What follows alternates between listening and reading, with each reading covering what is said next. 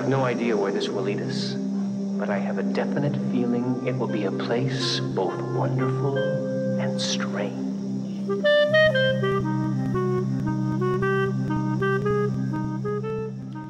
Hello, hello! Welcome back to the Wonderful and Strange Twin Peaks podcast. With me today is the shot dead mina bird to my bloody donuts. You know, I actually do like that one. Thank you. I'm Kalil. I am the Unplugged Professor. Hi, nice to meet you. It's funny how we set up introductions, and yet for some reason we can't introduce ourselves. This is episode 6 of Twin Peaks. Yeah. Which is episode 7. It is called Realization Time. No, that is not how it's said. It's episode 6, which is the 7th episode of the Twin Peaks. Not to be confused with part 6 of Twin Peaks, a limited series event, which is the 3rd season, which is also known as The Return of Twin Peaks. Alrighty, so we just finished the episode and have some notes as per usual. I think it will be surprising if we just don't have any notes. Yeah. If we just come in with no notes. Off the cuff. I mean, when we're pros, when we reach the professional Olympic level, then we can reach that stage. Okay. Let's talk about the most important character in this episode.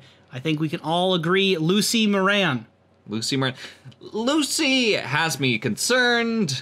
Lucy has me inspired. I think Lucy is probably the most well-adjusted of the characters we saw this episode.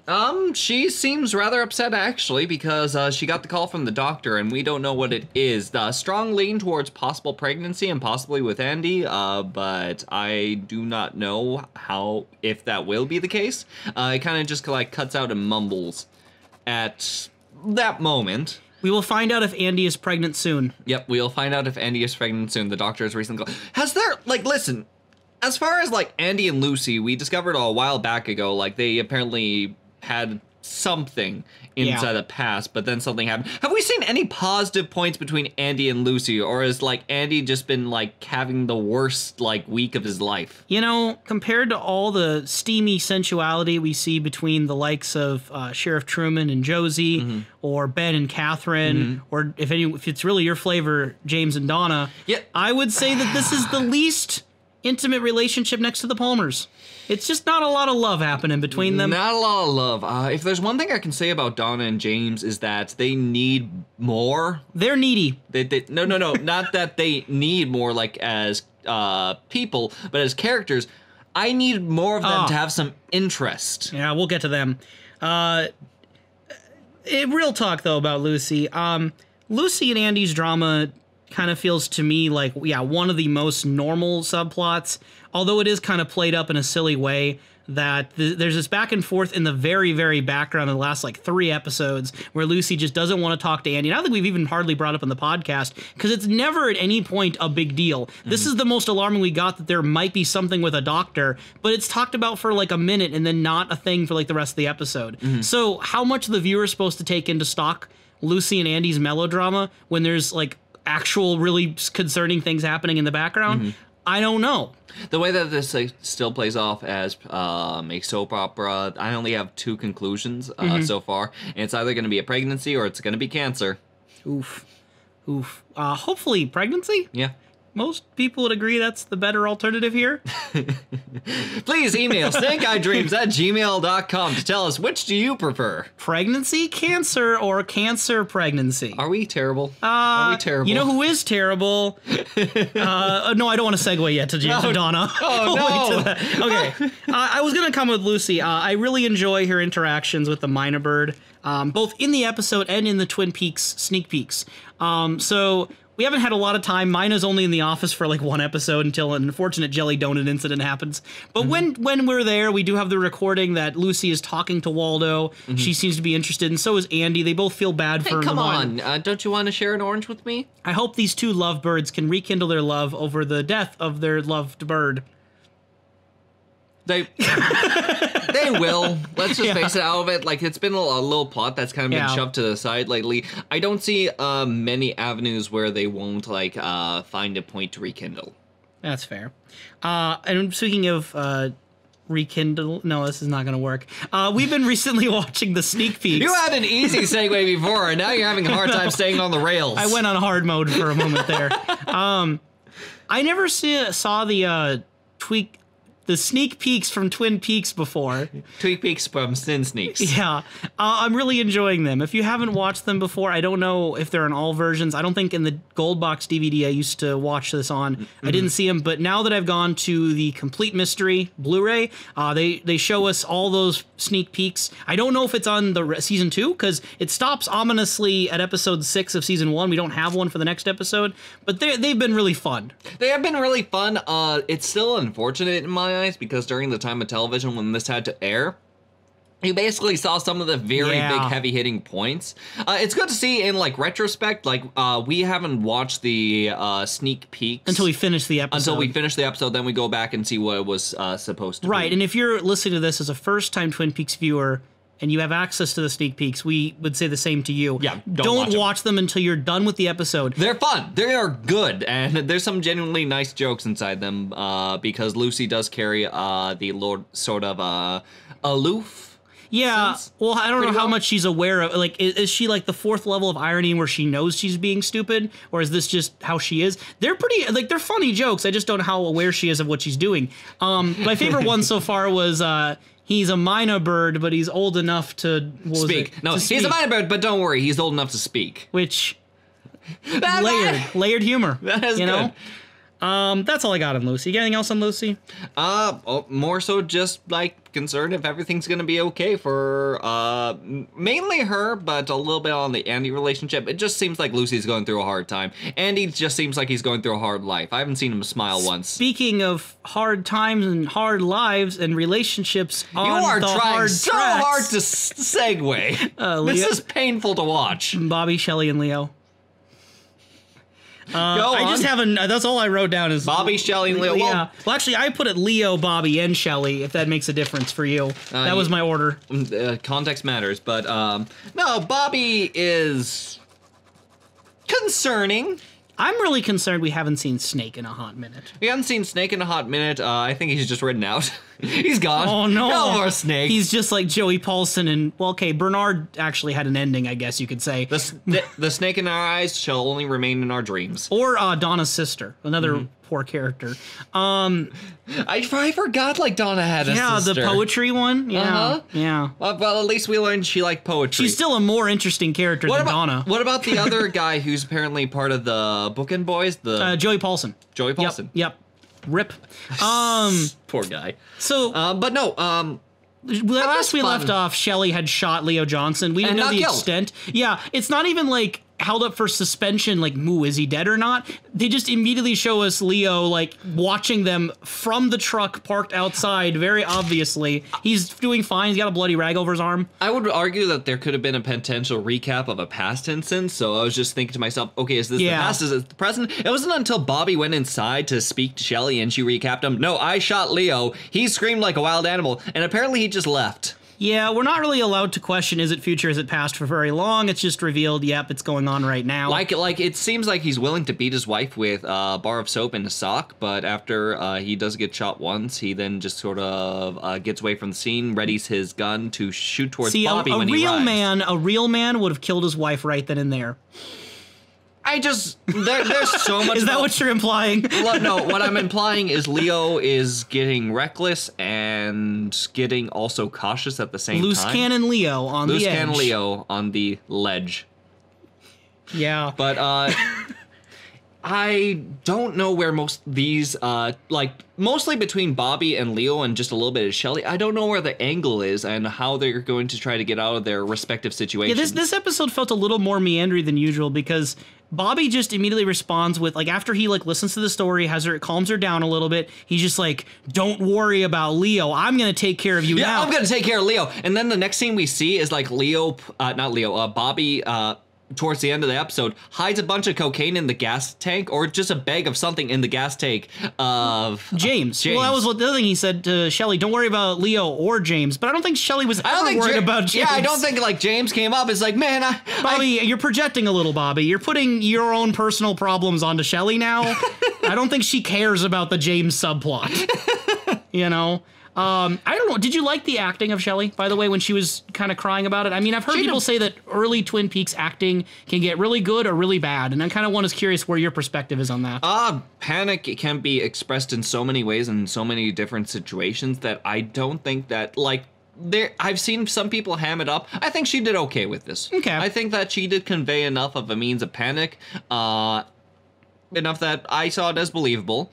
There is the point in which I'm just like staring at the screen and they're in it together and everything, but I just keep on like saying out loud, just call the cops, call the cops, call the cops, call the cops, call the cops, call the cops. But no, they're being young and they're being reckless, so. Okay, well, speaking of young and reckless... Call the cops! James and Donna and Maddie. So who do you think is being no. You're bringing up those. I am not moving an inch until we discuss Maddie's wig. Yeah. It made you wig out a little, didn't it? It made me wig out a bit. Hey. Am I insane, or does that wig just look like... Maddie tries to disguise herself as Laura Palmer. Good old Laura Palmer to try to trick Dr. Jacoby into leaving his office so that they can try to get access to a tape in which was not inside of Laura's collection, which we'll get to all that in a little bit. Yeah. I will not be able to focus unless you tell me. Did that wig look extremely fakey? Like, it looked like she just got it straight out of like a Barbie playset and put it on her head. Okay. Don't have a personal stake in defending this choice. If I were to play devil's advocate here, there's two things I could do. The first one, which I think is a more legit excuse, is that we don't know how this looked on television in the 1990s because we're watching the Blu-ray, like most recent, remastering everything, and when the wig is shown most clearly, it's Jacoby watching a TV set. So I would need to know, how did Jacoby watching a TV set on a TV set in like 1991 with the graininess of that, would it have looked better? Would it have looked more convincing at the time? I wouldn't call it that. I would say it did look worse enough that it looked convincing to him. The second option is that it's bad on purpose and that it's meant to look kind of corny. I don't like that as much because I don't see the point of that. I don't see why making the wig look bad would add any extra humor, any extra intrigue. Maybe it's for people like me who's convinced like Maddie is Laura Palmer, and this is like one of those like hidden like communications to the audience, like with the rock trick, saying like, wait, no, so guys, the badness of the wig is what the badness of the wig is supposed to convince me that no, this is in fact Maddie French name. Maddie French name? Madeline is the French name. I don't know her last name. Ferguson. Ferguson is definitively French or somewhere around France. Ferguson! Within at least, I would say 1 million miles. So. Yeah. So I think the wig's just probably bad, but I think it would have been less noticeable originally. I don't think that would have made the wig good, but I think it would have been one of those situations where they got a wig, they recorded it, and were like, yeah, it looks fine. Okay. And then they went with it, but then now that we have the HD Blu-ray remastering, it's much more obvious that a corner was cut. Yep. Compared to Ed's disguise. Oh, God. Ed and Cooper, we will go back. Or should we say Barney and Fred? Barney and Fred. Fred is a prince. We'll go back, we'll I promise. We'll go back to them. So the whole Laura, Maddie, Donna, James thing started this episode with getting that tape that in the previous episode had been hinted at that Maddie had found in the Palmer house. They put the tape in and they hear Laura's recording to Dr. Jacoby, which, you know, Laura did nothing wrong. She's a perfect angel. Nothing suspicious about her. Continues to be reinforced by the narrative of the film. Excuse me. That is the sound of the mic calling out your shit. It's Mina. As in, I'm trying my best to keep going with this. So she tells in the tape that feels like she's living in a big bad dream, the kind that Jacoby would like. And all these secrets, she's talking about her secrets, the naked secrets, the kind he'd like. So, again, proper patient-doctor relationship. She says, just like your coconut, which at the very least could represent the coconut that we know the half of the heart pendant is in.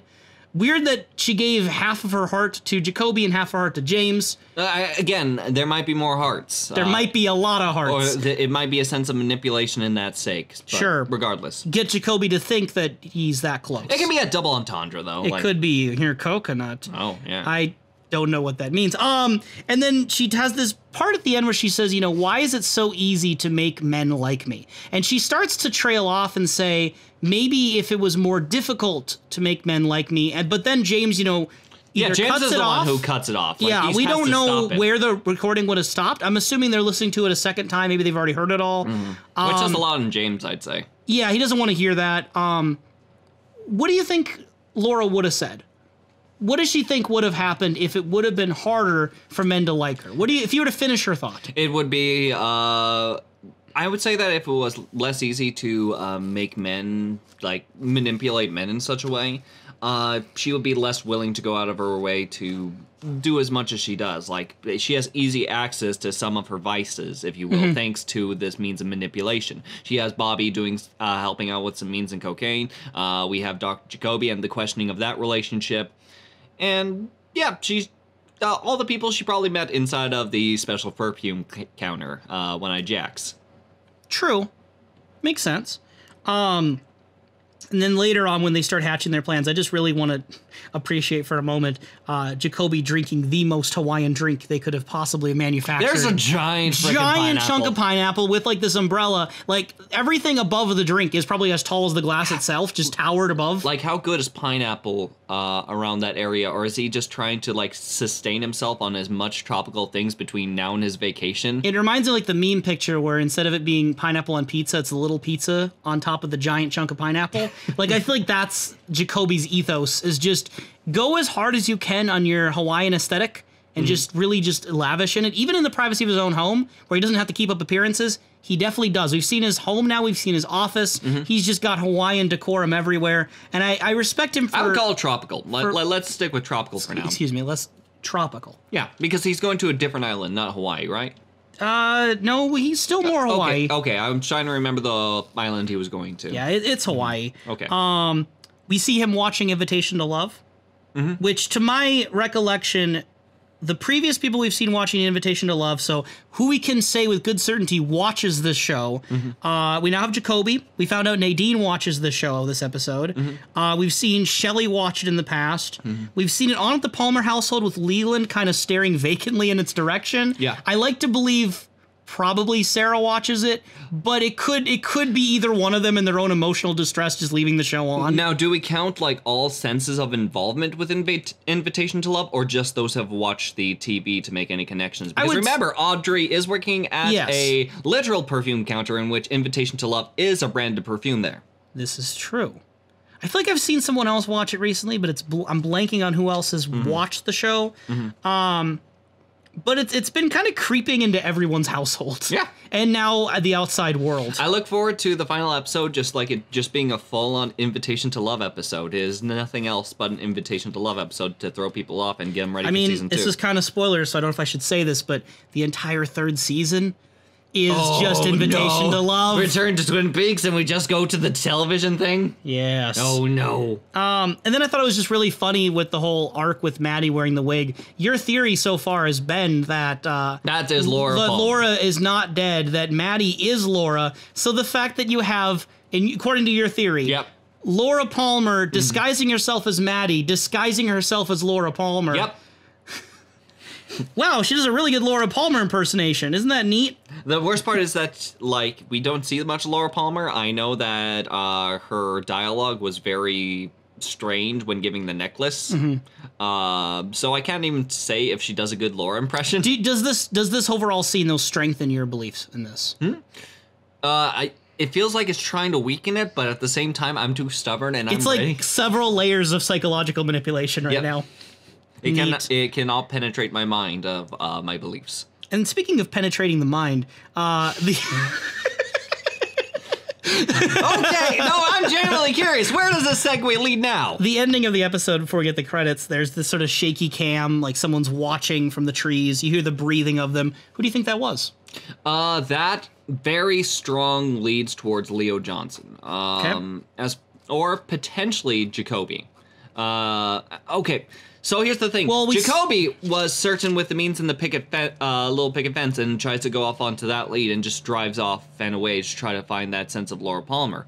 If you happen to just come by and see where this potential Laura is, then that would make sense. Leo is trying to take care of all the sorts of leads that are coming out against him, especially since the Mina was at the little office. Having anyone connected to the case might be iffy, especially if he sees like a standing Laura Palmer and being like, that's not supposed to be there.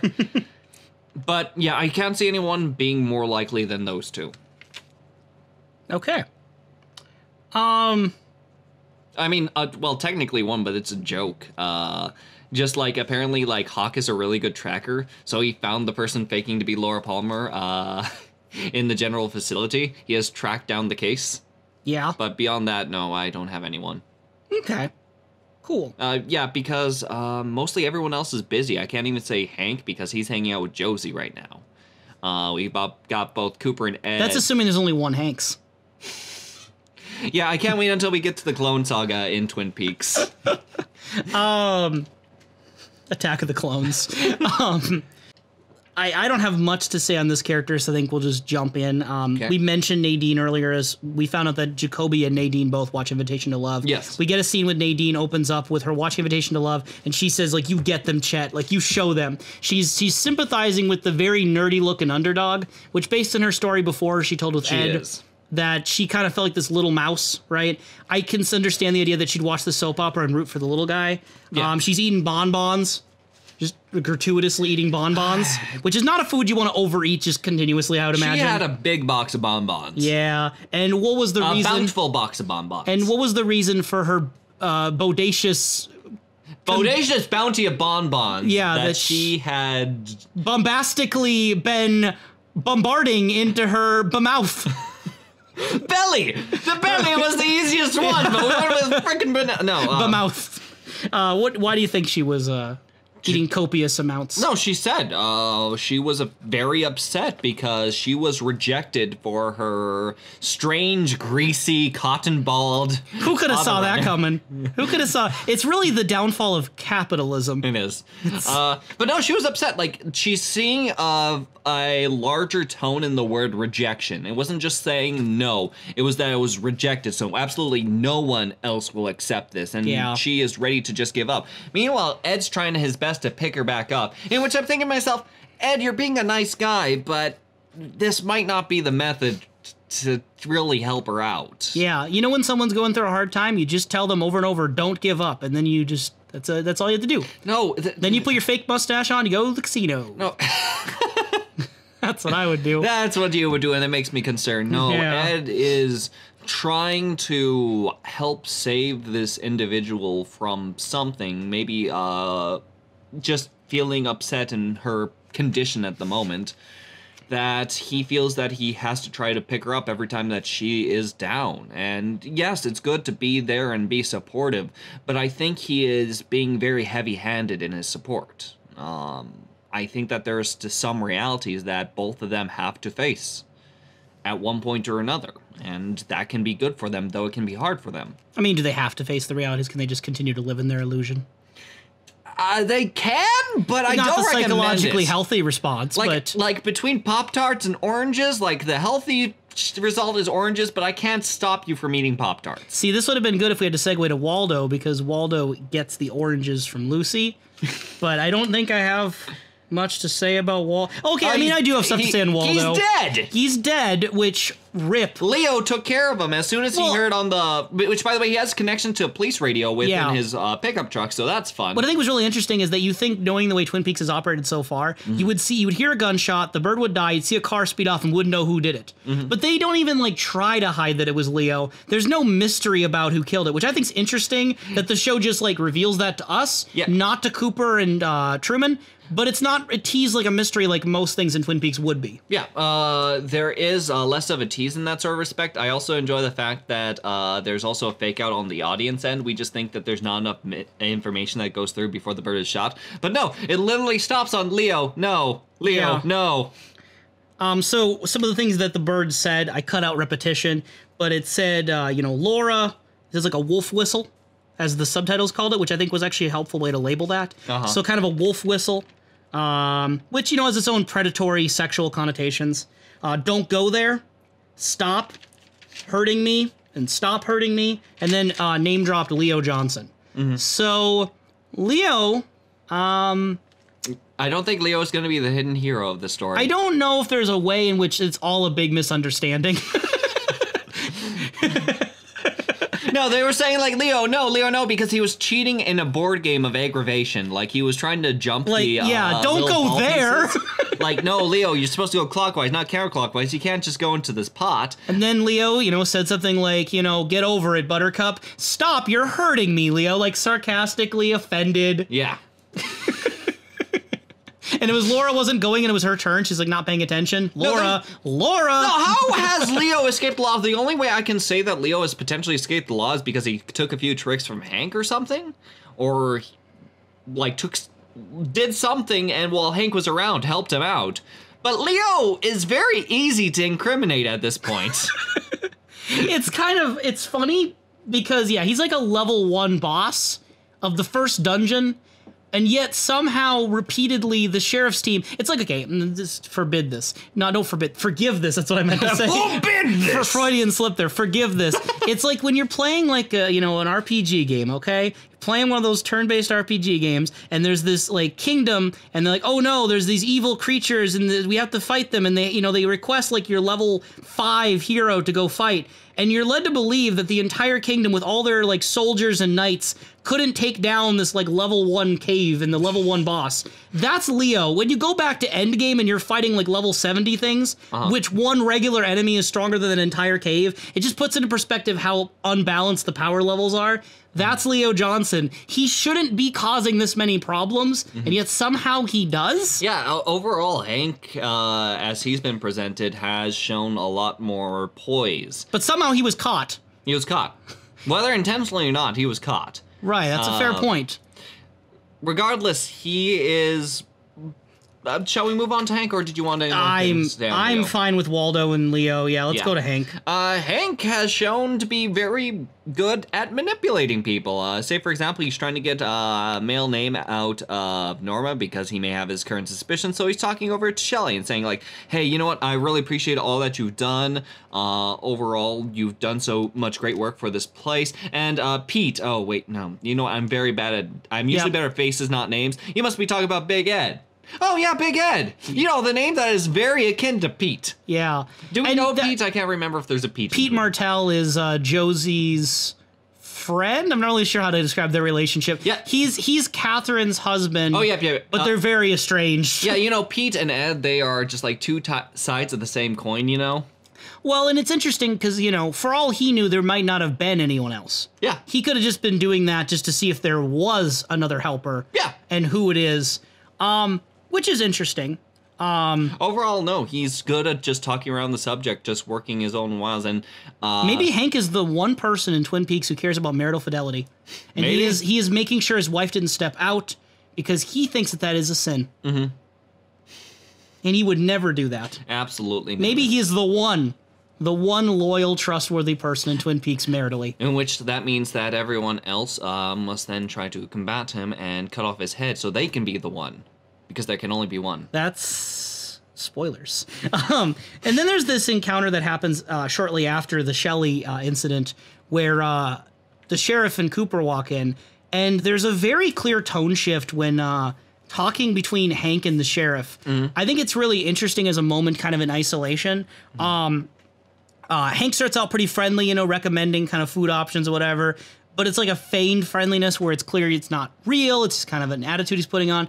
But unlike with like Shelley, where it's like actually good manipulation, he drops the act as soon as he realizes it's not working. And he just, just basically stern, blank face just tells him, come around soon. Just the tone, the face, he's making no imitations of friendship after he drops the act. Mm-hmm. And Truman, for that matter, is so completely convinced that Hank is not to be trusted that he even says to Cooper, do you think people can change? Because I don't. Yeah, overall, it does really set the mood, which leads to... there's two different segues I'm going to go through, so I'm just going to take the path down the middle and just swerve the segue and the sequel. Yep. So the first segue I'm going to go is, can we just appreciate Cooper and Truman, especially Cooper and some of his insights? Like, there's just this point in which, like, he's just ready to get some coffee, but Truman's like, no, we got to get on the job. It's like, Cooper, listen. Every day, here's a secret. Every day, give yourself a present. You can't plan it out, you can't get it settled, and it can be basically anything. It could be a nice little shirt, it can be this or that, or it can be 2 cups of hot coffee. And he kind of leans into that. There's this sense of kinship as well as just things from Cooper that make me really enjoy that character. Well, and it's interesting, too, because I don't know how much time has actually transpired. Time gets lost in Twin Peaks. Like, this is probably the 3rd day he's been there. Like, knowing the timeline, I don't think actually that much time has passed over the course of these 6 episodes. Not at all, but they get along pretty well. They're really good pals. So, they've really gotten close in a matter of, like, a week. But that's cute. You know, it's cute. It's very cute, and I probably will take a little bit of Cooper insight to heart. I get almost nice. more chemistry between them than I do Truman and Josie. I'm going to be honest with you. Yeah, because speaking of which, like, that's where my segue goes next. When Truman ends up calling Cooper and not calling, actually, they're talking face to face. And they start talking about Josie being in trouble and so on, and all of her worries that are coming up. Cooper just kind of, like, lays it straight, just saying, like, look, Truman, when it comes to this person, what's her past? Like, what is she like and so on? And Truman says, it doesn't matter. She's in trouble and I love her. Truman is forgetting about the values he already set for himself, saying, like, people can't really change. By effectively... Hey, if you don't know the past that they have, you don't need to worry about them Exactly. changing. He's ignoring it, if anything. Ignorance. But still Cooper goes with it because he's a good friend. But even Cooper has his suspicions over this. Well, and also Cooper is someone who seems to trust intuition. Cooper will lay it out factually, and I think the idea that, you know, questioning whether Josie has secrets and past... We know Cooper can be very logical and one of the most clear voices of reason in a lot of situations. Yes. At the same time, when it comes to trusting your gut, Cooper's very big on trusting your gut. Yes. So I think it makes sense, both his reactions. His initial reaction of questioning the logic, but then also, you know what, if that's what your gut's telling you, it's good enough for me. Both seem very in line with Cooper, even though it's a contradiction. Absolutely. What is the plan, though, as far as everything with the mill at this point? Because we'll talk about that. Yeah. Okay. So let's not transition to that. Let's table that because I actually still had stuff with Hank. Okay. A little bit. Okay. You mentioned Josie. We saw Hank again with Josie. Yep. Nothing is like happening with that. It's just being teased as another layer in the Mill saga. Yeah. We'll talk about the Mill saga in a moment. I think it's, going back to Hank. That's interesting. And then last thing on Hank I want to mention, I don't want this to escape because it's obviously very important. We met Hank's arch nemesis in this episode. Okay. During the casino heist. Yeah. We met a man who must be Hank's mortal nemesis. Now, I'm not going to say spoilers, but I think it's implied so heavily. Hank is identified with a key symbol. You may have noticed it's very subtle. But the domino. Yep. Now, what is the opposite of a domino? It is... dice. The Almondom. It is dice. And we saw someone with dice around his neck. We saw 2 dice. 2 dice on 2 people. I only remember 1. There's 2 people. I'm going to stick with the first one first. Okay. And his name, we could not make out clearly. Now, that's a very clever directorial technique. You clearly obscure the name of the people who are key importance. You don't show the name clearly, you hide it. Because it's in very nice But from what we cursive. could tell, it looked like Love Carl.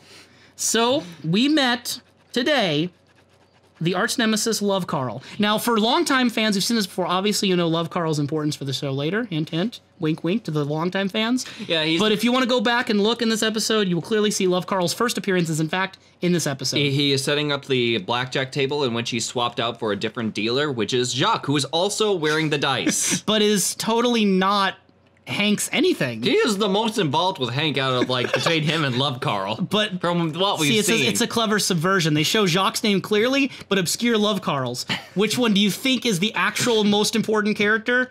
Love Carl. I want to say Love Carl, but it's probably more Jacques. But Hank, we'll get to Jacques. This is the thing. We'll get to everything later. I'm done with my Hank. You can keep going. No, but that's the thing. So far from what I've seen of Hank, the only thing that concerns me most of Hank is that if I took Hank out of the story, it doesn't change that much. Yeah. As far as Hank goes, he is a visible threat, but he did lead, good old Leo's cocaine ring, apparently, at one point, that he's willing to beat the crap out of Leo. But if you took him out and he didn't get beat the crap out of, he would just walked into the house, probably still upset, because that's Leo's default mood, and Leo would have likely still been shot. Hank is making foreplay with the audience, but we're waiting to see the action. Yep. He's also involved with Josie, sends him a domino, and is standing in the background as they talk about everything going on with the sawmill, which you said you wanted me to get to later. Do you want later to be now? It will be now. Okay, it will be now, so... Yes. In the future of now, go on. So, Catherine was, like, late at night, just a nice little bank attendant, lawyer, guy who has... I wrote his name files down. I'm going to find his name. Okay, he had a cool name. As you find his cool name, he comes over with a life insurance policy that he says Catherine should sign. As Catherine's looking through, she's seeing that all of the funds, like $1 million, would go straight to Josie Packard if something were to happen to her. And so close to the planned day of the sawmill burning down... Mr. Neffis. Mr. Neffis. Yes. Okay. Yep. I'm back. With Mr. Neffis handing her these papers to sign off to give $1 million to Josie Packard, which I think somehow Hank is in on it or is just wanting to take advantage of the situation and possibly take from Josie in that sense. Catherine's not having any of it, doesn't sign the papers, which might throw a wrench in the plans. But now, here's what we got. We got Ben Horn with Josie, which likely he's thinking he's getting that sweet cut of the pie because somehow Catherine's going to end up dead. Well, because, we know that Ben was mentioned by Mr. Neffis as the one who was supposed to gather the signatures, and Mr. Neffis had the impression that Catherine was too busy, quote-unquote, to look at her own life insurance policy, which probably came from Ben then. Yeah. We've also got the matter that Catherine's involved with Hank. We've got Ben trying to work with Catherine. Well, not Catherine's involved with Hank, you mean Josie. We don't have any indications of Catherine and Hank. Josie with Hank. I just got it. With how specific this is, it can get confused. There needs to be pins and there needs to be a board. But go on. We do know with Ben's involvement with Catherine and how he's trying to move. So the best that I can think of is that Josie is the largest player, but maybe not given the full idea, but the major player in a lot of this, wanting to try to get a large amount of money, but not as much that would have sold the sawmill for, if you will. And so, by burning down the property with somehow Catherine involved or possibly in it, it would kill off Catherine, give $1 million. Likely Horn would think to himself, well, I don't have to buy the land. I'll just get free money off of that because I'm working with Josie on it, trying to schmooze Catherine over all this. Both them get the money. But now that Hank's in the picture, both both Josie and Hank getting the money, or somehow 3 ways splitting $1 million. Or Josie thinking that she could have gotten scot-free without the money. There's a lot of, like, loose tiles here before all these dominoes start to fall down. What I think is really interesting, like, stepping away from Twin Peaks and, looking at it kind of from a distance, is that the clear main plot from the pilot is who killed Laura Palmer. And it's, I would say, the focus of, like, at least 75% of the pilot episode. We get indications of a Mill storyline, even in the pilot. It's like the only, I would say, pre-established non-Laura plotline in the pilot. You might get a scene with Nadine, but don't know it's actually going to go anywhere. Yeah, it's very much a B-plot. And then you get episode 1 and episode 2 and so on and so forth. And now looking toward the end, we only have one more episode of season 1 left. That B-plot from the pilot that got maybe 10% of the episode's attention is now starting to take up like 40%. If I could explain it right, there's slopes of bow ties, okay? One is effectively like falling down and one is like building up as we are getting closer and closer to the end. I think it's interesting, not putting a value judgment of good or bad yet, just I think it's interesting seeing how much the Ghostwood Estates Mill storyline with originally just Josie and Catherine, Pete on the peripheral, and then you ended up getting Ben involved. Then you ended up getting Hank involved and Leo involved and Ben involved on both sides, and the Sheriff Truman on the outside of that. With all these different like players at play, this storyline has become arguably as big as the Laura Palmer storyline as of the ending of season 1 right now. Do you like, dislike, or feel ambivalent about that as a new time viewer? Overall, don't have emotions yet. It's like something's bubbling, and it's more so going to depend on how they conclude it, if you will. Because right now it's just a lot of build-up, and that's where my emotions are at. It's build-up, build-up, build-up. So yeah, we'll see how it ends. Do you have a hoped for ending? Is there a certain way you would like to see this end? No, actually. Okay. Like, I'm looking at this, like, okay, you're putting a lot of thumbs in soup, and I don't It's know not who's a gonna real. have the I don't bowl. think that's a real saying. You never put your thumb in a man's soup. You know, viewer, listener. I hope you're not viewing us. Listener, if you've ever heard the expression putting your thumbs in soup, our Twitter handle is at SnakeEyeDreams1. Please tweet at us. If you have heard the expression, you can just tweet at us that you have. If you haven't, you can tweet at us anything. Mm-hmm. Thank you. Anything else you wanted to mention on the mill and all the characters involved in that? Or are we pretty good on moving on? I'm just concerned on who's gonna take the soup. Do you want someone to take the soup? Kinda. Who? Luckily, Josie is the biggest candidate. Hank is the strange force in the background that might lead to a greater villain in season 2, where he becomes the Dark Lord of all. Do you want that? I'm really hoping for Pete to get the thumb in the soup. Yeah. And take Okay. the soup. I can't. With this fish water. I don't want to make it seem like that's not totally going to happen, because it might totally happen. But again, pretending I don't know where the show goes, I love the thought Yes. of Pete being the master manipulator behind the scenes. Yep. All the times he talked about going fishing, it's all a metaphor. It's all a ruse. When he asked Josie to be his fishing partner, it was actually code, where will you be my scheming partner to complete the whole time they've been doing fishing practice. It's actually them creating a third ledger. No man accidentally drops a fish in a man's coffee. It's true, the fish in the percolator thing is a bit suspicious. The fish in the percolator is the plan that Ben and Josie have, and the fish is Pete Martell. Pete is the fishy flavor. Definitely not Josie. Josie's not suspicious. It's No, Pete. not at all. Not at all. Pete, yeah.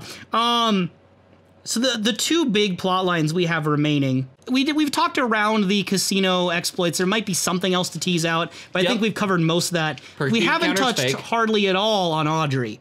So do you want to wrap up the casino operation, or do you want to talk about Audrey? I mean, they kind of go a little bit hand in hand, so maybe we can just start with Audrey and then segue to the casino.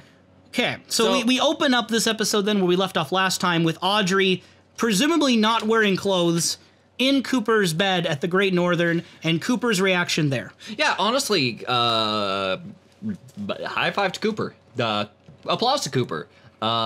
Free gift card to Cooper. I give all rewards to Cooper. Where would you send the gift card to? Twin Peaks. Like, there's no place where Cooper is he's not just gonna go. shop at. Give him a Horns department store jewelry counter gift card. No, I think actually, no. The department gave him $10,000 for One-Eyed Jack, so he doesn't need a gift card for there. But that is Canadian, so I don't know if U.S. dollars will go towards Canada. Anyway. So you like the way he handled it? I love how he handled it. He effectively claims that what he wants and what he needs are completely different things, and he finds that Audrey is basically everything that someone would ever want.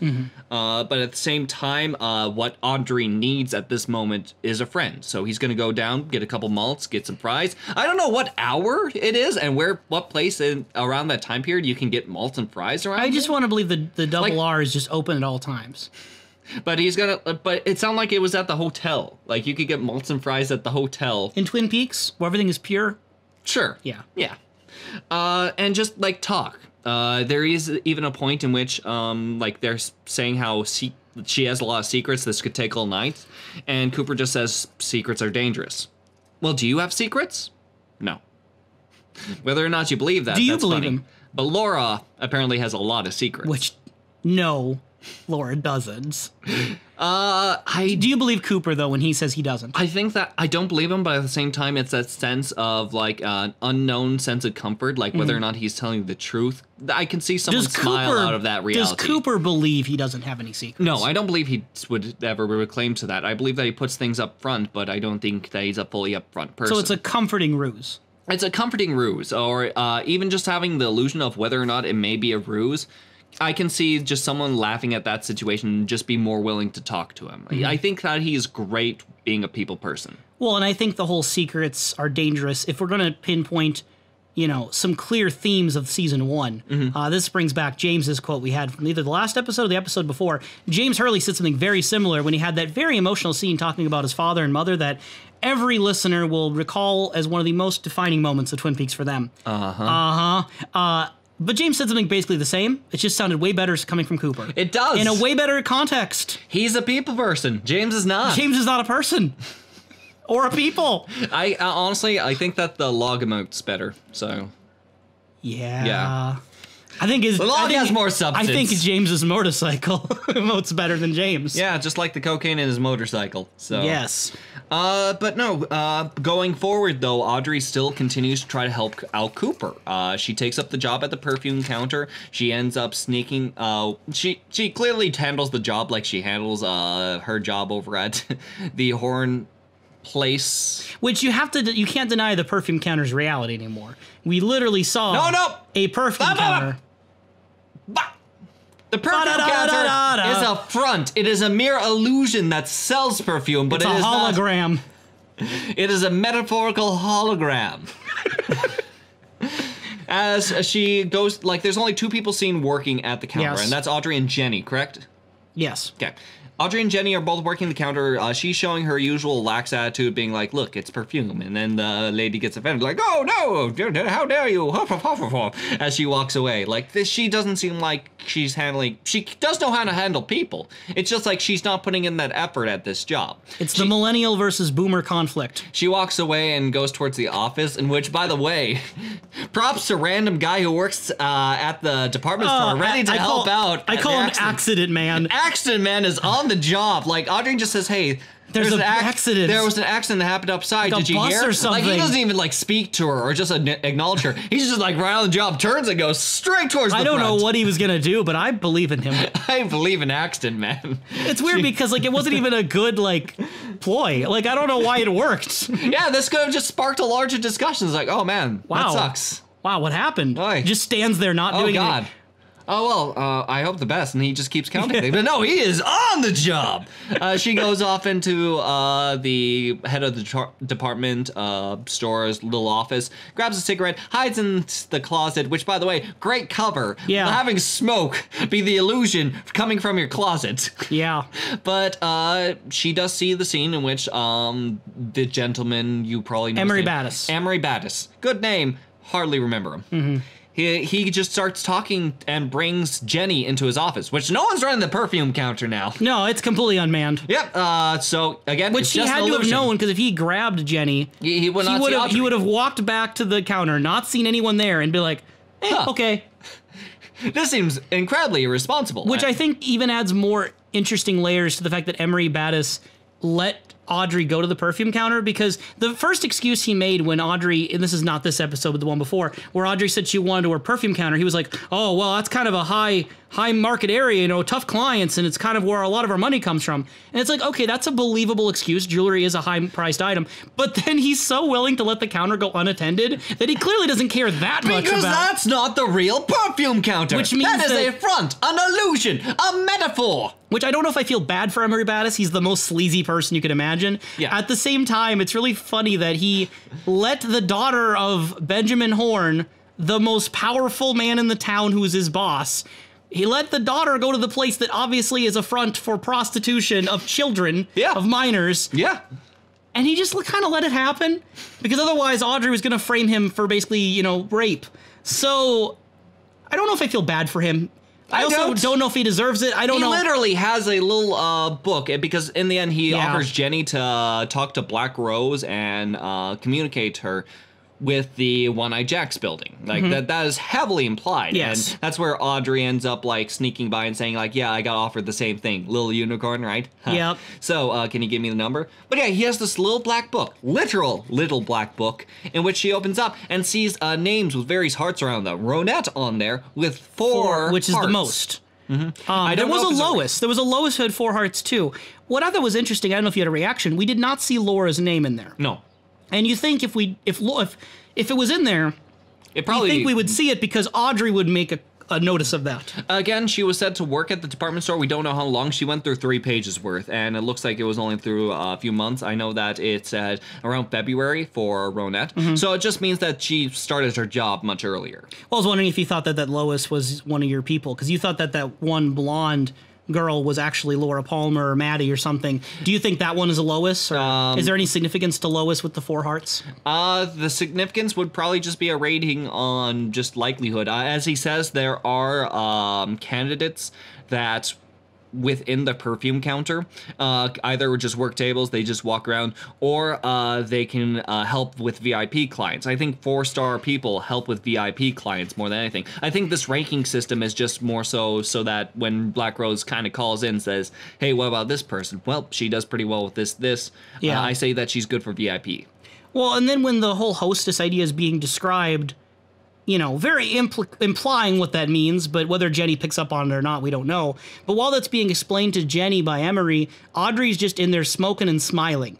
Again, Audrey's reactions to hearing things that should be discomforting oftentimes is smiling and laughing or just crying about it. And it's kind of unclear what to make of Audrey's reactions. Because at this point, there's no illusion of what her father's into. Because here's the thing, the more that she discovers, the more it can help out Cooper, and she even like leaves a note under his door and just says like, "Is Cooper around? I need to talk to him."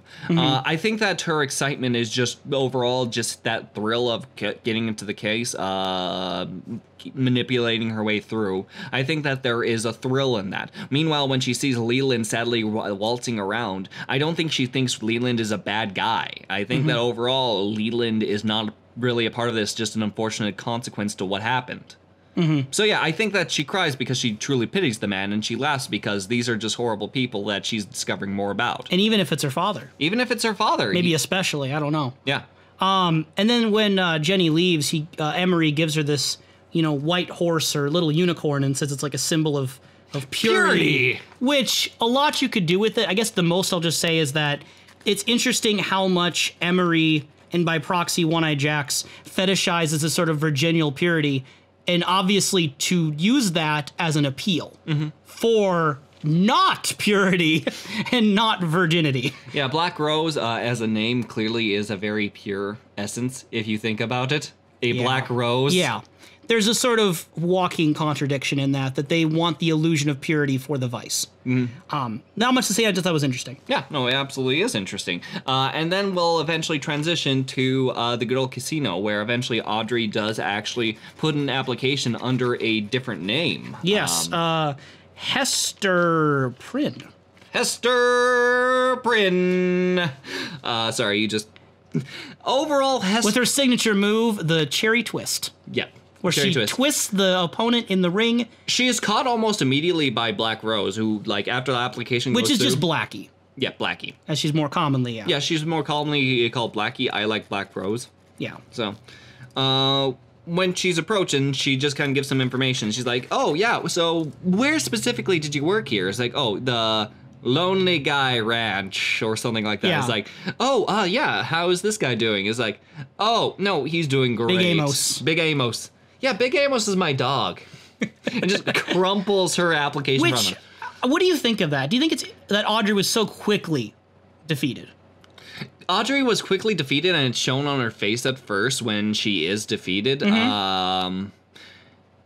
She was in a tough situation. Does that weaken your opinion of Audrey's abilities or make Blackie seem more imposing? Or? No, Blackie should be imposing. Like, she is someone who leads a very serious organization. So when she... No fooling around there. No fooling around. So when she's, like, testing this person, it's like, listen, give me one reason why I shouldn't kick you out right now. And so she just silently goes up, bites down on Cherry, takes the stem and twists it into a knot, and says that she's in. Overall, Blackie wants to see people that can impress her, especially when they're ready to bullshit him. So you either got to go big or go home. So I think it's great for both characters. Even just seeing that sense of defeat on Audrey's face for just a moment is something that impresses me both as just like seeing it as a story-wise and impressed by the actress. One question I had that I think we can now get to. I'm just limiting it to 2 characters. Obviously, more could apply. Who is having, if this is all taking place roughly in a week, we don't know the exact time span, but I'd say about a week since Laura Palmer's body was discovered. Yes. Who's having a crazier week? Bobby Briggs or Audrey Horne? Fred and Barney. Bobby Briggs or Audrey Horne? Who do you think was having the crazier week? Crazier week. We didn't see much about Bobby this episode. So I mean, he's had the whole I know this Leo is literally Johnson. like this is like been a day, and I'm trying to retrospect look back into the week. But this episode is the freshest in my mind. Yes, and in this episode, Audrey's doing way more than Bobby. Audrey is doing way more, so I might be a little bit biased when I say that. Bobby himself has gone back to the only place we have seen him consistently is at Shelly's house, where he's just saying like, "Oh yeah, I love you. I'll take on." Well, okay, Leo. so to kind of help refresh a memory here. I was gonna go down the line, I promise. Oh, okay. We've seen him mostly at the sort of place in which, like, yeah, I know, I'm with you, I love you. We've seen him a few times at the beginning of, like, with Snake, if you will, as they deal with Leo and the overall cocaine ring, chasing around Bobby, sitting around in the overall jail cell. He's had a lot of experiences go to him, especially at the funeral place. Meanwhile, Audrey is very mentally active in a lot of her roles, just trying to work in with new deals that she has to deal with in the Horn perfume counter, trying to make her way to One-Eyed Jack's, trying to make deals with Cooper. So reflecting on those, Bobby is the more emotional, expressing outwards, and likely is more crazed with his emotions and having a fun week. Meanwhile, Audrey is kind of keeping it more within, and that's where Cooper realizes that she needs someone to talk to as she kind of works on the lower end. So they're both having crazy weeks. Well, because I think it really depends for my answer to this, whether how much Audrey suspected about her father before this. Because if Audrey, let's assume, didn't know anything, this is the week where she simultaneously found out that her father is cheating on her mother with Catherine, while also at the same time a patron, at the very least, of One-Eyed Jack's, which is where Ronette, who is a high school student, was used as basically a prostitute. Audrey's finding out about that and entering that world. Well, also the week that she fell in love, and that she's kind of been whisked into this world of intrigue and espionage and having some fun, which I can imagine for Audrey, this is probably simultaneously the worst and best week she's had in a long time. It's getting outside of the norm for her life. It finally gives her something to do, but it's also very painful. But meanwhile, Bobby, his girlfriend, whoever you want to believe, if he loved her or didn't love her, whatever you think he felt about Laura, she died. Yep. And he's had the funeral with that. He's had interactions with his father and Jacoby that have shown different sides of his reaction. He's gone and tried to pursue James by throwing the cocaine in the motorcycle. He's gone into Jacques' place and put the bloody shirt in there. He's gotten further wound up with Leo, which, if you remember when Leo and Bobby interacted in the woods that night, where the whole go long thing, where Leo basically said, "Where's my money?" Right? He's been to jail. Bobby's been to jail in this whole time. Yeah.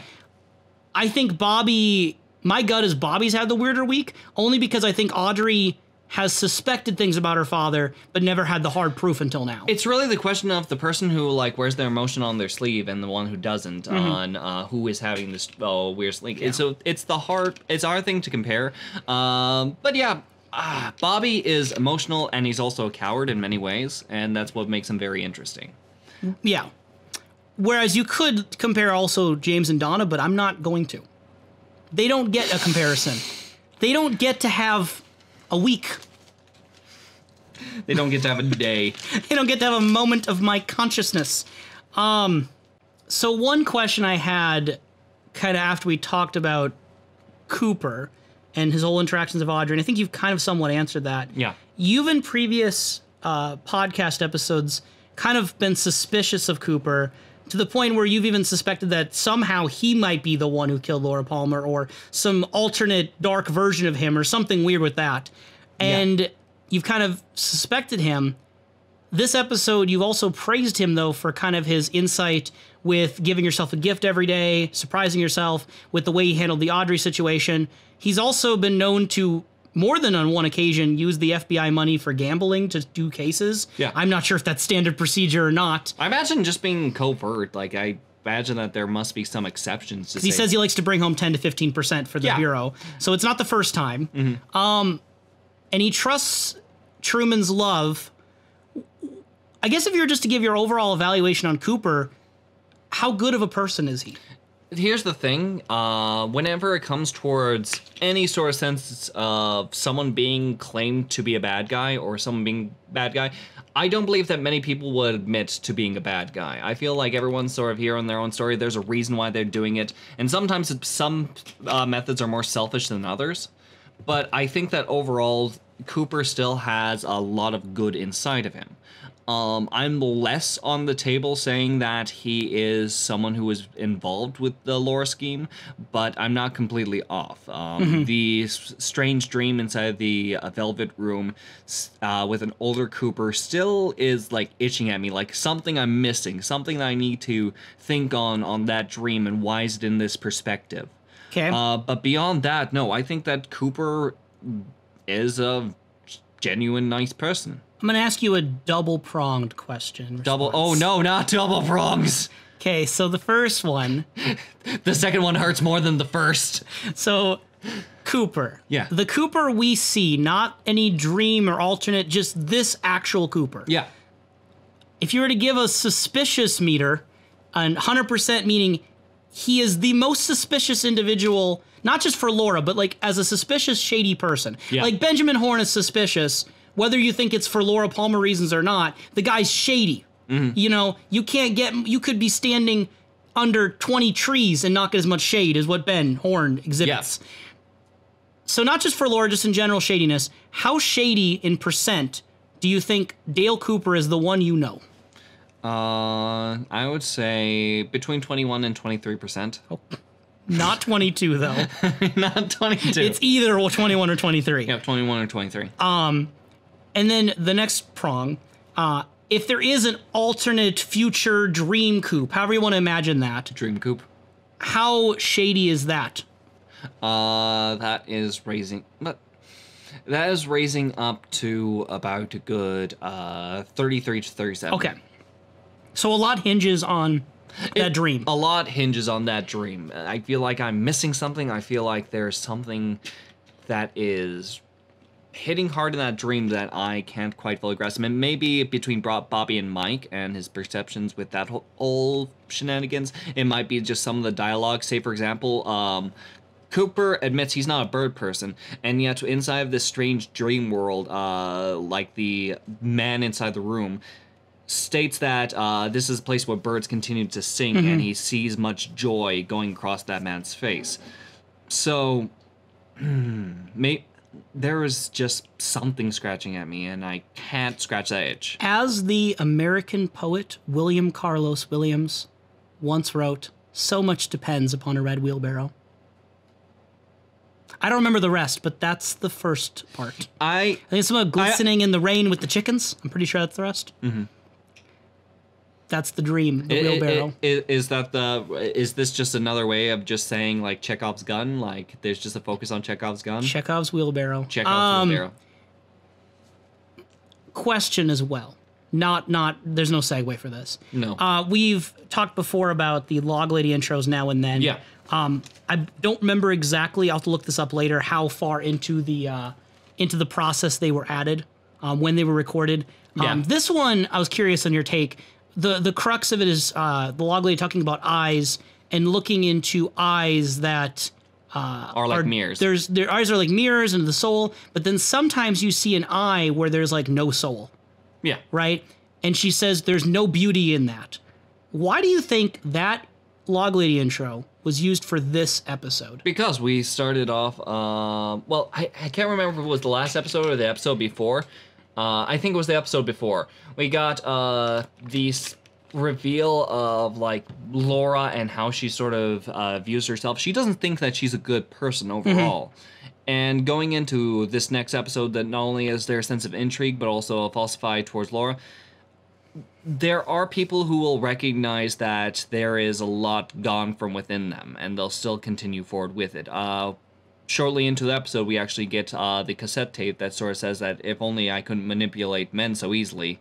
So you think Laura is the main one whose eyes would have no soul? Yeah, I think that she is the primary one I can put an example of eyes having no soul. Is there anyone else in this episode? There's not enough on Leo for me to say yes or no. I'd like to say no. If you, as a listener, think that Leo Johnson may have a soul or doesn't have a soul, you may leave it in a YouTube comment.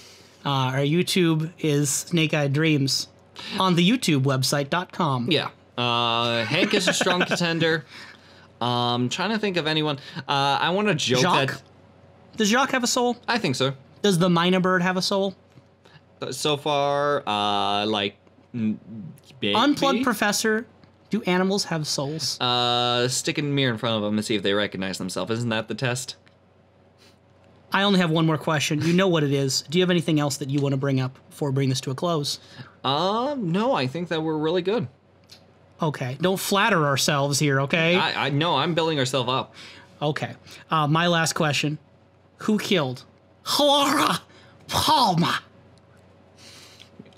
Clearly the person who killed Laura Palmer, as we said before, his name was obscured just so that he can come in at the last second. Love Carl. Love Carl is the man who killed Laura Palmer. And we'd love to see you carl your way back into our hearts next week. Bye, folks! Take care!